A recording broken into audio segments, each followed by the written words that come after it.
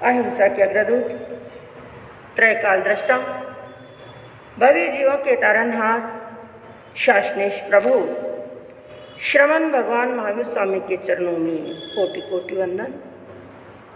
दीन दुखियों के मसीहा, करुणा के सागर, परम पूज्य गुरुदेव श्रमण सूर्य मर्दर केसरी श्री मिश्री मलजी महाराज साहब के चरणों में कोटि कोटि वंदन।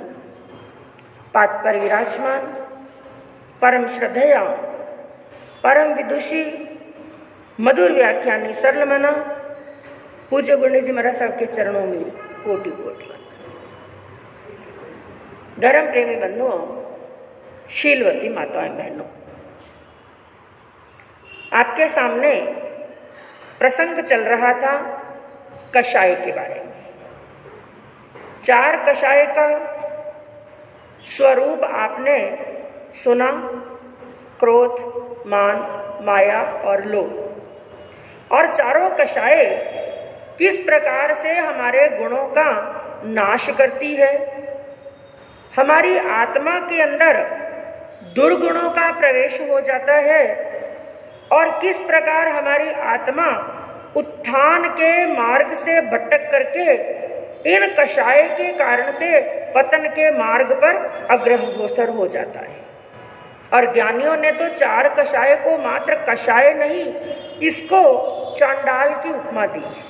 ये चारों के चारों किसके समान है? चांडाल। जिस समय आत्मा के अंदर कोई भी कषाय जागृत होती है, उस समय वो मानव न रह करके साक्षात चांडाल का स्वरूप बन जाता है।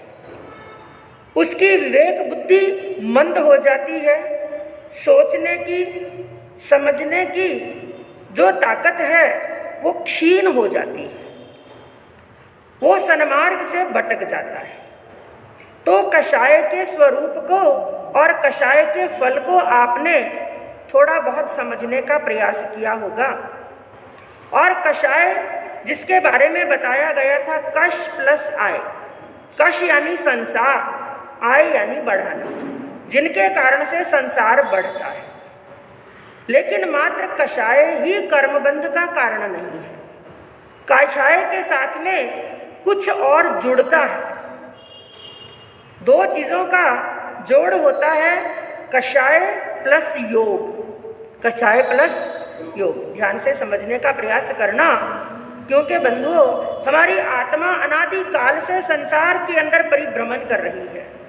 मनुष्य गति से निकली, त्रियंच के अंदर चली गई, त्रियंच से निकली, नारकी में गई, नारकी से निकल करके वापिस मनुष्य या त्रियंच के अंदर, कभी देवलोक के अंदर, कभी ऊंचाई की ओर जाती है और कभी ठेठ नीचे की ओर चली जाती है। इसका मुख्य कारण क्या है? कर्म। क्या कारण है? कर्म। क्योंकि जिस दिन हम कर्मों से रहित हो गए, जो आत्माएं कर्मों से अलग हुई, कर्म और आत्मा का जो संपर्क है, जो योग है, वो अलग हो गया, उस दिन आत्मा कहाँ पर चली जाएगी? मोक्ष में। और वहां पर ना कोई जन्म है, ना कोई मरण है। एक बार मोक्ष के स्थान को प्राप्त कर लेने के बाद में आत्मा के सभी कार्य समाप्त हो जाते। तो भ्रमण का कारण है कर्म, और कर्म बंधन का कारण एक तो बताया गया कषाय। लेकिन कषाय को बल भी किससे मिलता है? 3 योग बताए गए। ध्यान से समझने का प्रयास करेंगे तो जरूर समझ में आएगा। योग कितने बताए? 3 योग। और योग का सामान्य सा अर्थ क्या होता है? जोड़ना। आप योग करते हैं ना, प्लस माइनस करते हैं, जो प्लस करते हैं, जोड़ते हैं, उसको योग बोला जाता है। योग यानी जोड़ना। तो जब कषाय के साथ में योग का जुड़ाव होता है, और योग बताए गए 3, कौन कौन से? मन, वचन और काया। अच्छी प्रकार से जानते हैं मन के बारे में।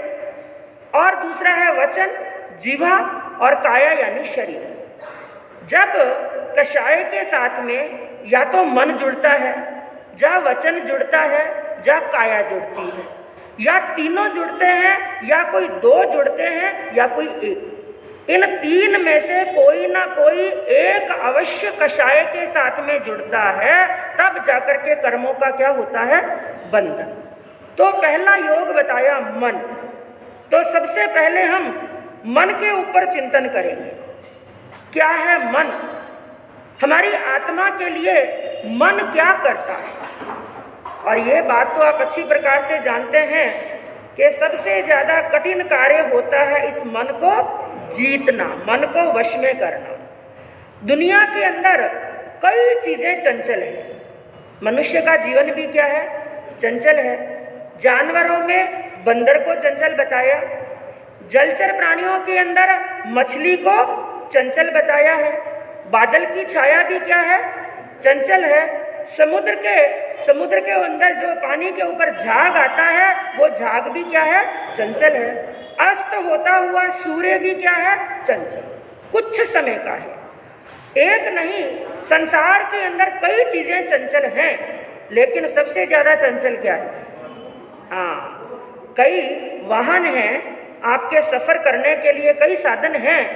जैसे साइकिल से ज्यादा गति मोटरसाइकिल की है, मोटरसाइकिल से ज्यादा कार की है, कार से ज्यादा ट्रेन की है और ट्रेन से ज्यादा प्लेन की है। लेकिन इन सभी व्हीकल से ज्यादा गति किसकी है? मन कितना दूर गमन कर लेता है।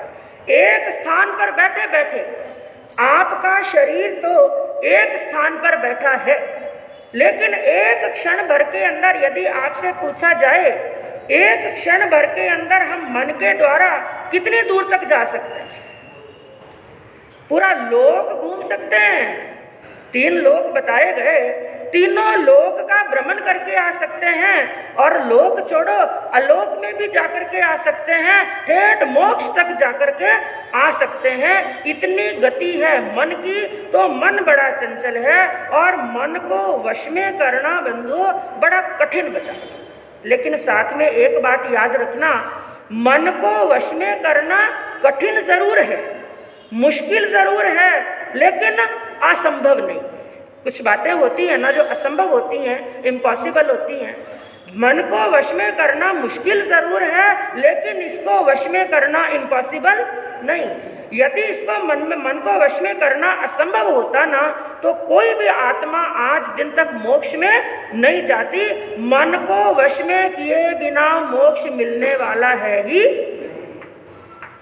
कुरुक्षेत्र का मैदान, जहां पर 2 सेनाएं, कौरवों की और पांडवों की, एक दूसरे के सामने खड़ी हैं। युद्ध की तैयारी है, युद्ध का वो क्षेत्र है, लेकिन दोनों सेनाओं के बीचों बीच एक रथ खड़ा है, जिस रथ के अंदर एक सारथी है और एक बड़े योद्धा हैं, तीरंदाजी है। समझ गए होंगे आप सारथी कौन है?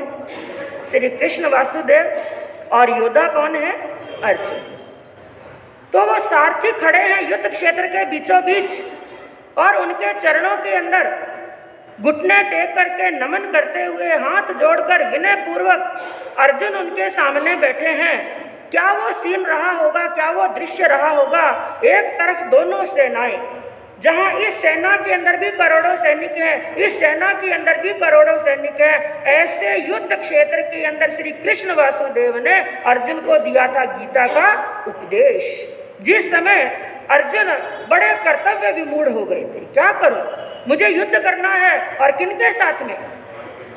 सगे भाइयों के साथ में, और भाइयों को भी छोड़ो, अपने पितामह के साथ में, जिन्होंने पाल पोस करके बड़ा किया, जिनकी गोदी में खेल करके मैं बड़ा हुआ हूँ, उन बड़े पिता के साथ में, पितामह के साथ में, गुरु द्रोण के साथ में, अपने गुरुओं के साथ में मुझे क्या करना है? युद्ध करना है। लेकिन श्री कृष्ण शिक्षा देते हैं, अर्जुन तुम धर्म के लिए युद्ध कर रहे हो, और धर्म के लिए किसी से भी लड़ना पड़े, चाहे खून की नदियां भी बहानी पड़े, धर्म का युद्ध हमेशा न्याय का युद्ध होता है, सत्य का युद्ध होता है। जब अन्याय का बोलबाला होता है, उस समय युद्ध करना बड़ा अनिवार्य हो जाता है। ऐसी परिस्थिति के अंदर उस समय अर्जुन ने एक प्रश्न पूछा इस मन के बारे में श्री कृष्ण वासुदेव से। उन्होंने क्या कहा? चंचलम ही मन कृष्ण प्रमाति बलवत दृढ़म तस्याहम निग्रह मन्य वायोरिव सुदुष्करम। हे कृष्ण वासुदेव, ये मन बड़ा चंचल है, ये मन बड़ा बलवान है, इसको वश में करना इसी प्रकार कठिन है जैसे एक कपड़े की थैली में हवा भरना। किसमें हवा भरनी है? हाँ, प्लास्टिक की थैली में हवा भरना आसान है, लेकिन आपको कोई कहे कि किसमें हवा भरनी है? कपड़े की थैली में हवा भरनी है, बड़ा मुश्किल कार्य है। तो इस मन को कैसे वश में किया जाए? तो उसका उत्तर देते हुए श्री कृष्ण ने क्या कहा?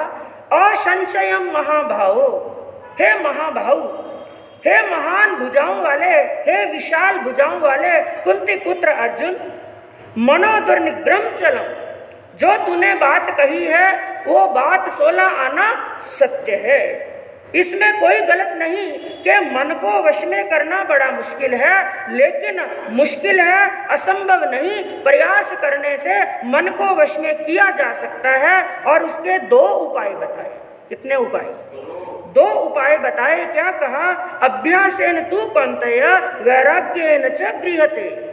हे कुंती पुत्र अर्जुन, उस मन को वश में करने के 2 उपाय हैं, एक है अभ्यास और दूसरा है वैराग्य। क्या बताया? अभ्यास। आपने कहावत सुनी होगी, करत करत अभ्यास के जड़मति होत सुजान, और कहते हैं practice makes a man perfect. Practice करते करते, कोशिश करते करते, प्रयास करते करते एक मूढ़ व्यक्ति भी विद्वान बन सकता है, अनपढ़ भी विद्वान बन सकता है, मूढ़ से मूढ़, मूर्ख से मूर्ख भी ऐसा सज्जन और विद्वान पुरुष बन सकता है। तो मन को वश में करने का क्या करना चाहिए? अभ्यास करना चाहिए, कोशिश करनी चाहिए। और दूसरी बात कही वैराग्य। मन को वश में करने का दूसरा उपाय कौन सा है? हाँ, और आप लोगों को वैराग का नाम सुनते ही डर लगता है। वैराग्य का मतलब क्या है? वैराग्य का मतलब कोई घर बार छोड़ना ही वैराग्य नहीं है। घर में रहते हुए भी वैरागी की तरह, यानी वैरागी के भाव कैसे होते हैं? वो क्या सोचता है? ये घर मेरा, ये परिवार मेरा नहीं है, संसार के अंदर मेरा कुछ भी नहीं है, और धन वैभव संपत्ति की बात तो छोड़ो, मेरा ये शरीर भी मेरा, यानी संसार के प्रति लगाव नहीं होना, अपना कुछ नहीं समझना। अभ्यास से और वैराग्य से मन को वश में किया जा सकता है। और जब केशी कुमार श्रमण ने उत्तराध्ययन सूत्र के 23वें अध्ययन के अंदर वर्णन आता है, जब केशी कुमार श्रमण ने गौतम स्वामी से प्रश्न पूछा, हे गौतम, एक दुष्ट अश्व है, अश्व यानी घोड़ा, एक दुष्ट घोड़ा है, बड़ा भयंकर है, बड़ा साहसी वो दुष्ट घोड़ा है, जो चारों दिशाओं के अंदर भ्रमण कर रहा है, चारों दिशाओं के अंदर भटक रहा है, उस घोड़े को आपने वश में कैसे किया? तो उन्होंने क्या कहा? मैंने धर्म की शिक्षा देकर के उसको वश में कर लिया। वो घोड़ा कौन? मन, जो चारों तरफ दौड़ रहा है, चारों तरफ भाग रहा है। हे केशी कुमार श्रमण, मैंने मन रूपी दुष्ट घोड़े के ऊपर लगाम लगा दी है, और वो लगाम है धर्म की शिक्षा देकर के, प्रभु की जिनवानी की शिक्षा देकर के। जब भी मेरा मन भटकता है, इसको मैं प्रयास से, प्रेम से और बड़े आनंद के साथ में धर्म की शिक्षा देता हूँ, बार बार समझाने का प्रयास करता हूँ, हे मन, ये रास्ता तेरे लिए सही नहीं है। क्योंकि बंधुओं, मन से बढ़कर के हमारा कोई मित्र नहीं है, और मन से बढ़कर के हमारा कोई शत्रु भी। यदि ये हमारा मन संसार की ओर लग जाता है तो दुर्गति के द्वार खोल देता है, और यही मन हमारा परमात्मा की ओर लग जाता है तो सद्गति के द्वार भी खोल देता है। एक ताला और एक चाबी, एक ताला और चाबी, ये मन उस ताले और चाबी के समान है। जैसे जिस चाबी से ताला बंद होता है, उसी चाबी से क्या है? हाँ, ऐसा नहीं है कि बंद करने के लिए चाबी और खोलने के लिए चाबी और। तो ये सद्गति के रास्ते बंद भी कर सकता है और सद्गति के रास्ते खोल भी सकता है। बस ये अब हमारे ऊपर डिपेंड करता है कि हम मन को लगाते कहाँ। और ज्यादातर मनुष्य का मन कहाँ लगता है? हाँ सा, संसार में। संसार अच्छा लगता है, परिवार अच्छा लगता है, और जब धर्म की बात आती है, साधना करने की बात आती है, ये मन बड़ा मुश्किल से लगता है। कल आप सबने जाप किया, पहले सब डर रहे थे ना, किस बात से? 3 घंटा कैसे बैठेंगे? 3 घंटा कई बहनों ने कई अपनी प्रॉब्लम्स ला करके बताई। शरीर का कारण है, कोई शुगर पेशेंट है, कोई बीपी पेशेंट है, महाराज साहब कोई शरीर का कारण हो गया, लघु शंका के लिए जाना पड़ा, क्या बीच में उठ सकते हैं? महाराज साहब ने क्या फरमाया? कोई भी साधना हो बीच में नहीं उठना। और हमने एक बात कही, आपको कोई ऐसा कारण बने ना तो एक दृष्टि हमारी ओर डाल दे। किसकी ओर डाल देना? मेरे बाबूजी शुगर पेशेंट है ना, इनकी ओर दृष्टि डाल देना। जब ये एक आसन में बैठ सकते हैं तो हम क्यों नहीं बैठ सकते? बस अपने मन को समझाने की बात। मैं कहूँ 3 घंटे नहीं, कितने घंटे लगे आपको? 4 घंटे, लगभग 4 घंटे आपको लगे। बीच में उठने की इच्छा हुई क्या? बस यही है मन को समझाना। हम चाहें तो मन को कैसे भी समझा सकते हैं, लेकिन समझाना हमारे हाथ में है। जिस दिन हमने भगवान की ओर इस मन को लगा दिया तो हम सदगति के रास्ते खोल देंगे। और जिस दिन हमने संसार के अंदर राग और द्वेष के अंदर मन को लगा दिया, गंदी चीजों के अंदर मन को लगा दिया, राग द्वेष के अंदर मन को लगा दिया, मन हमें संसार के अंदर भटका देगा। मैं शास्त्रों का एक दृष्टांत आपके सामने रखती हूँ कि ये मन हमारा शत्रु कैसे और मन हमारा मित्र कैसे। ध्यान से सुनना इस प्रसंग को। और जब भी कभी मन हमें अधोगति का रास्ता खोले, मन के अंदर बुरे विचार आए, बुरी दुर्भावना आए, तो इस दृष्टांत को जरूर याद कर लेना। एक बार का प्रसंग, श्रेणिक महाराज, राजगिरी के राजा श्रेणिक महाराज, समाचार मिले कि अंतिम तीर्थंकर भगवान महावीर स्वामी का पदार्पण हुआ राजगिरी नगरी के अंदर। तो भगवान का दर्शन वंदन करने के लिए उन्होंने अपनी चतुरंगनी सेना सजाई। जिस चतुरंगनी सेना के अंदर हाथी भी हैं, रथ हैं, घोड़े हैं और रानियों की पालकियां भी हैं, पैदल सेना भी है, हजारों की जनमेदनी के साथ में महाराज श्रेणिक भगवान के समो शरण की तरफ प्रस्थान कर रहे थे। हाथी चिंगाड़ रहे हैं, घोड़ों के टापुओं की आवाज आ रही है, पैदल सेना के चलने की आवाज आ रही है। और एक रास्ते पर निकल रहे थे। उस रास्ते पर उन्होंने क्या देखा? एक मुनि पूर्ण ध्यान के अंदर, जिनकी नई नई दीक्षा हुई, कुछ ही समय हुआ, पूर्ण ध्यान के अंदर खड़े हैं। चाहे पास में से हाथी चिंगाड़ते हुए निकल रहे हैं, चाहे घोड़े निकल रहे हैं, चाहे हजारों की जनमेदनी निकल रही है, लेकिन जब एक आत्मा भीतर में डूब जाता है ना, ये भी प्रसंग सुनाएंगे पूज्य आचार्य आत्मा राम जी महाराज साहब का, जिनका 4 घंटे का ऑपरेशन हुआ और 12 या 16 इंच की राड जिनकी डाली गई, लेकिन बेहोशी का इंजेक्शन नहीं देने दिया उन्होंने। डॉक्टरों को बोल दिया जब मैं पूरे ध्यान के अंदर चला जाऊं तो मेरा क्या कर देना? ऑपरेशन, भीतर में डूब जाना। और जब एक आत्मा भीतर में डूब जाती है ना, तो बाहर चाहे ढोल नगाड़े बजते रहे, कुछ भी पता नहीं चलता। मुनि भीतर में डूबे हुए हैं। श्रेणिक की नजर पड़ी, क्या ध्यान है इनका। श्रेणिक ने अपने गज को, अपने हस्ती को रुकवाया, हस्ती से अपने हाथी से नीचे उतरे, मुनि के चरणों में नमन किया। लेकिन कब राजा आए, कब राजा गए, कब लोग वहां से निकले, मुनि को कुछ पता नहीं। सेना आगे निकल गई और सेना के निकलते निकलते अब श्रेणिक महाराज तो समो शरण में पहुंच रहे हैं, लेकिन पीछे जो लोग चल रहे थे उसमें 2 सिपाही खड़े खड़े आपस में बातें करने लगे। सबने देखा, श्रेणिक महाराज ने नमन किया। धन्य है ये मुनि जिनको इतने बड़े राजा ने नमन किया। तो एक सैनिक के मुख से निकला, देखो कितना त्याग है। और वो एक सामान्य व्यक्ति नहीं, वो एक राजा थे। कुछ याद आया? क्या नाम था उनका? प्रसन्न चंद्र राज ऋषि। क्या नाम था? प्रसन्न चंद्र राज ऋषि। तो एक राजा ने राजपाट का त्याग करके दीक्षा अंगीकार की थी। तो एक सिपाही ने क्या कहा? धन्य है इस आत्मा को, जिनकी अभी छोटी उम्र है, सुंदर शरीर है, कोमल शरीर है, और इतनी बड़ी राजश्री इनको मिली, इतना बड़ा राज्य मिला, लेकिन इन्होंने त्याग कर दिया, झटक दिया सब कुछ धूड़ के समान समझ करके।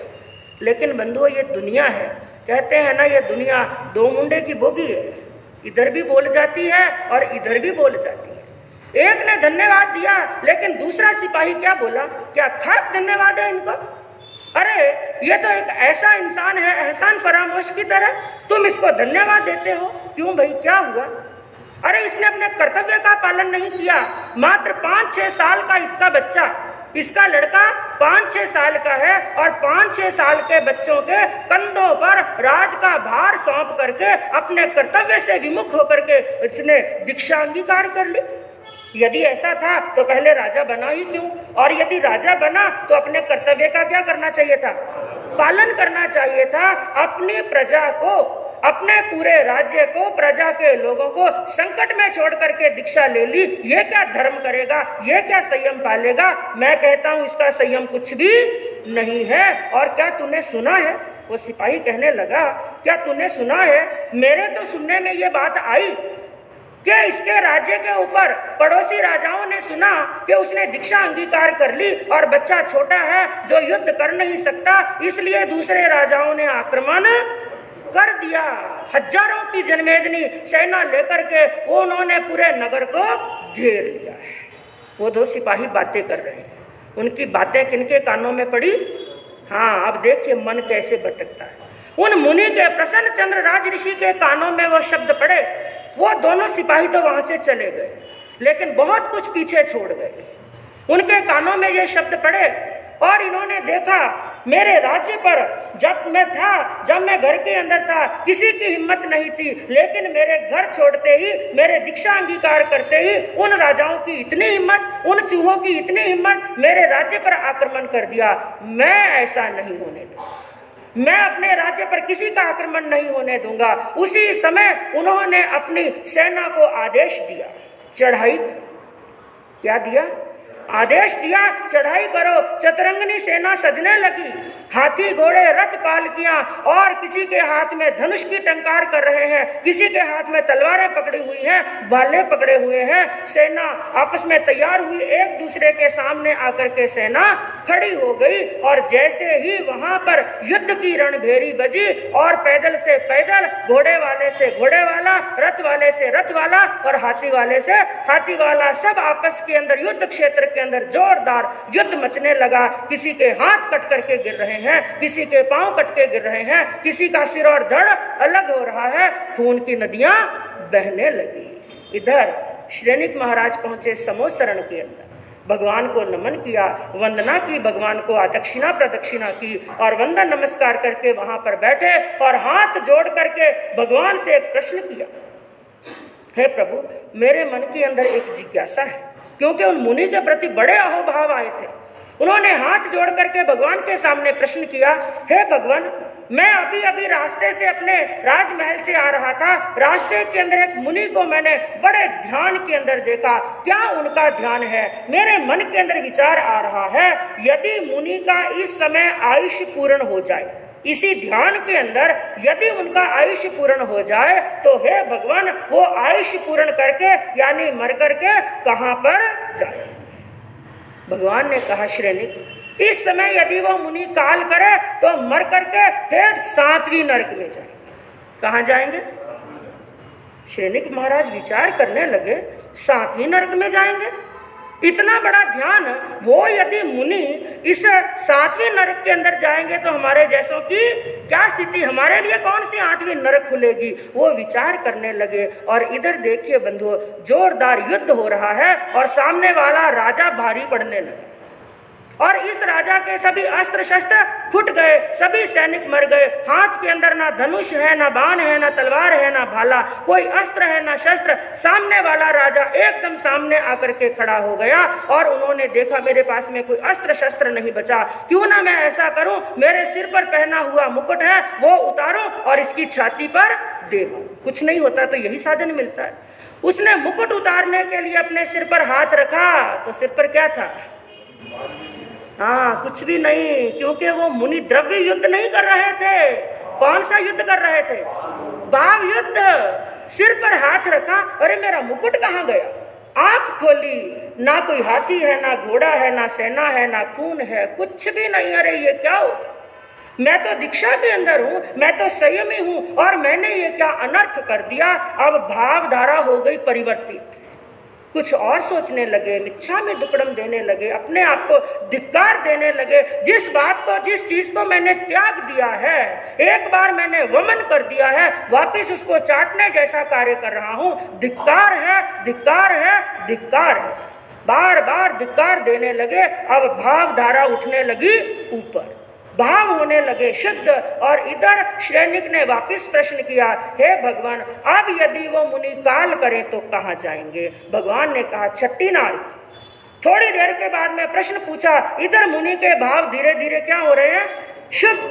फिर कहा, पांचवी नार की, चौथी नार की करते करते पहली नार की के अंदर और भावधारा शुद्ध होते होते भगवान ने कहा, अब यदि वो काल करे तो पहले दो लोग के अंदर। श्रेणिक महाराज के मन में भी कई प्रकार की चंचलता आ रही है, बड़ी जिज्ञासा हो रही है, बार बार पूछ रहे हैं। फिर भगवान ने फरमाया, दूसरे देवलोक, तीसरे देवलोक के अंदर इधर वो प्रश्न पूछ रहे हैं और इधर भावधारा शुद्ध होते होते थोड़ी देर के अंदर बज गई देवदुंदुभी।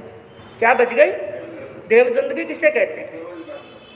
देवलोक के जो देवता है ना, कुछ कारण ऐसे होते हैं, या तो तीर्थंकरों के कल्याणक होते हैं, या कोई बहुत बड़ा दान दिया जाता है, या किसी को केवल ज्ञान होता है, ऐसे कुछ विशेष कारण होते हैं तो देवलोक के देवताओं का आसन कंपायमान होता है और वो प्रसन्न होकर के देवदुंदुभी, यहाँ पर बैंड बाजे बजते हैं ना, यहाँ पर बैंड बाजे बोलते हैं, वहां पर क्या बोलते हैं? दुंदुभी।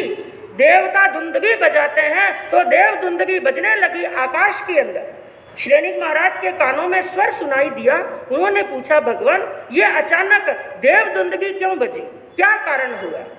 भगवान ने उत्तर दिया, हे श्रेणिक, जिन मुनि के बारे में तुम प्रश्न बार बार पूछ रहे थे, तुम्हारे मन में जिज्ञासा हो रही थी, हे सम्राट श्रेणिक, उन मुनि को केवल ज्ञान हो गया, चार घाती कर्मों का क्षय कर दिया, केवल ज्ञान, केवल दर्शन को प्राप्त कर लिया है। अब बंधु, उनको तो केवल ज्ञान प्राप्त हो गया, लेकिन ये दृष्टांत हमें शिक्षा क्या देता है? उसी ध्यान में खड़े हैं, उसी ध्यान में खड़े हैं, ना किसी को काटा, ना किसी को छेदा, ना किसी को भेदा, ना किसी को कुछ कहा। उसी ध्यान में खड़े खड़े इतने कर्म दलितों को इकट्ठा कर लिया कि आयुष बंद होता तो ठेठ कहाँ जाते? 7वें नरक के अंदर। लेकिन भावना शुद्ध होते होते होते इतने भाव शुद्ध कर लिए कि कौन सा ज्ञान हो गया? केवल ज्ञान। तो बंधुओं, ये दृष्टांत हमें क्या कहता है कि हमारा मन ही हमारा सबसे बड़ा शत्रु और मन ही हमारा मित्र। इसलिए एक कवि ने क्या कहा कि मन का रंजन सब करे पर मंजन करे न कोई। मन का रंजन सब करे पर मंजन करे न कोई, जो मन का मंजन करे शिव सुंदर वो हो। मन का रंजन, मन का रंजन का अर्थ क्या? मनोरंजन। रोज आपको क्या चाहिए? मनोरंजन। 2-4 दिन निकल जाए, प्रवचन के अंदर भी मनोरंजन चाहिए। हाँ, एकदम सीरियस कोई आगम की बात कहे, एकदम शांति छा जाए, आप लोग थोड़े उदास हो जाते हैं। इसलिए बीच बीच में क्या चाहिए आपको? मनोरंजन। मनोरंजन। लेकिन ज्ञानी क्या कहते हैं कि मन का रंजन सब करे। मन का रंजन तो करते हैं, मनोरंजन तो करते हैं, लेकिन मंजन करे न कोई। मंजन यानी मन की सफाई। मन का रंजन तो सब करते हैं, लेकिन मन की सफाई नहीं करते हैं। मन का रंजन सब करे पर मंजन करे न कोई, जो मन का अंजन करे। अंजन यानी हाँ, काजल निकालते हैं। आजकल तो ये रिवाज गए। पहले पुराने जमाने के अंदर कहते छोटे बच्चों के काजल निकालो तो आंखें क्या रहती हैं? स्वच्छ बड़ी बड़ी आंखें होती हैं। और आजकल आंखें कैसी हो गई है? छोटी छोटी आंखें। आंखों में वो तेज रहा ही नहीं। अंजन आंजना क्या कर दिया? बंद। तो मन का रंजन सब करे पर मंजन करे न कोई, जो मन का अंजन करे शिव सुंदर वो होए। जिस दिन मन का मंजन कर लिया और अंजन आंज लिया, और अंजन कौन सा? मन का रंजन नहीं करना है बल्कि मंजन करना है, यानी वैराग्य से और अभ्यास का आंजना है अंजन। जिस दिन वैराग्य और अभ्यास का अंजन आंज लिया, फिर आत्मा क्या बन जाएगी? शिव और सुंदर, यानी मोक्ष को प्राप्त कर लेगी। और यदि मन का अंजन नहीं किया, मंजन नहीं किया, मन को स्वच्छ नहीं किया, निर्मल नहीं किया, तो माला कितनी भी फेर ले, हम कितना भी प्रभु का नाम ले लें, हमारी आत्मा का कल्याण होने वाला नहीं। तो मन को स्वच्छ करेंगे, निर्मल करेंगे, शुद्ध भाव धारा के अंदर लगाने का प्रयास करेंगे बंधुओं, तो इस ब्रह्म पर ब्रह्म कल्याण होगा। इसी भावना से अहिंसा के अग्रदूत, त्रैकाल दृष्टा, भवी जीवों के तारनहार, शासनेश प्रभु श्रवण भगवान महावीर स्वामी के चरणों में कोटि कोटि वंदन। दीन दुखियों के मसीहा, करुणा के सागर, परम पूज्य गुरुदेव श्रमण सूर्य मर्दर केसरी श्री मिश्री मलजी महाराज साहब के चरणों में कोटि कोटि वंदन। पाठ पर विराजमान परम श्रद्धेया, परम विदुषी, मधुर व्याख्यानी, सरल मना पूज्य गुरुदेव जी महाराज साहब के चरणों में कोटि कोटि धर्म प्रेमी बंधुओं, शीलवती माताएं बहनों, आपके सामने प्रसंग चल रहा था कषाय के बारे में। 4 कषाय का स्वरूप आपने सुना, क्रोध, मान, माया और लोभ। और चारों कषाय किस प्रकार से हमारे गुणों का नाश करती है, हमारी आत्मा के अंदर दुर्गुणों का प्रवेश हो जाता है, और किस प्रकार हमारी आत्मा उत्थान के मार्ग से भटक करके इन कषाय के कारण से पतन के मार्ग पर अग्रसर हो जाता है। और ज्ञानियों ने तो 4 कषाय को मात्र कषाय नहीं, इसको चांडाल की उपमा दी है। ये चारों के चारों किसके समान है? चांडाल। जिस समय आत्मा के अंदर कोई भी कषाय जागृत होती है, उस समय वो मानव मानव न रह करके साक्षात चांडाल का स्वरूप बन जाता है। उसकी विवेक बुद्धि मंद हो जाती है, सोचने की, समझने की जो ताकत है वो क्षीण हो जाती है, वो सन्मार्ग से भटक जाता है। तो कषाय के स्वरूप को और कषाय के फल को आपने थोड़ा बहुत समझने का प्रयास किया होगा। और कषाय जिसके बारे में बताया गया था, कष प्लस आय, कष यानी संसार, आय यानी बढ़ाना, जिनके कारण से संसार बढ़ता है। लेकिन मात्र कषाय ही कर्मबंध का कारण नहीं है, कषाय के साथ में कुछ और जुड़ता है। 2 चीजों का जोड़ होता है, कषाय प्लस योग, कषाय प्लस योग। ध्यान से समझने का प्रयास करना, क्योंकि बंधुओं हमारी आत्मा अनादि काल से संसार के अंदर परिभ्रमण कर रही है। मनुष्य गति से निकली, त्रियंच के अंदर चली गई, त्रियंच से निकली नारकी में गई, नारकी से निकल करके वापिस मनुष्य या त्रियंच के अंदर, कभी देवलोक के अंदर, कभी ऊंचाई की ओर जाती है और कभी ठेठ नीचे की ओर चली जाती है। इसका मुख्य कारण क्या है? कर्म। क्या कारण है? कर्म। क्योंकि जिस दिन हम कर्मों से रहित हो गए, जो आत्माएं कर्मों से अलग हुई, कर्म और आत्मा का जो संपर्क है, जो योग है, वो अलग हो गया, उस दिन आत्मा कहाँ पर चली जाएगी?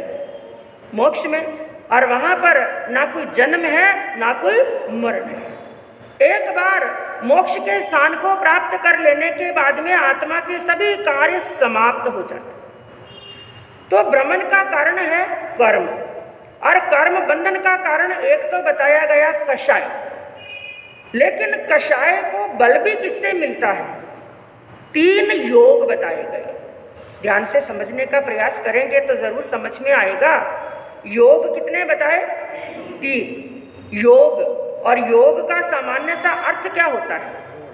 जोड़ना। आप योग करते हैं ना, प्लस माइनस करते हैं, जो प्लस करते हैं, जोड़ते हैं, उसको योग बोला जाता है।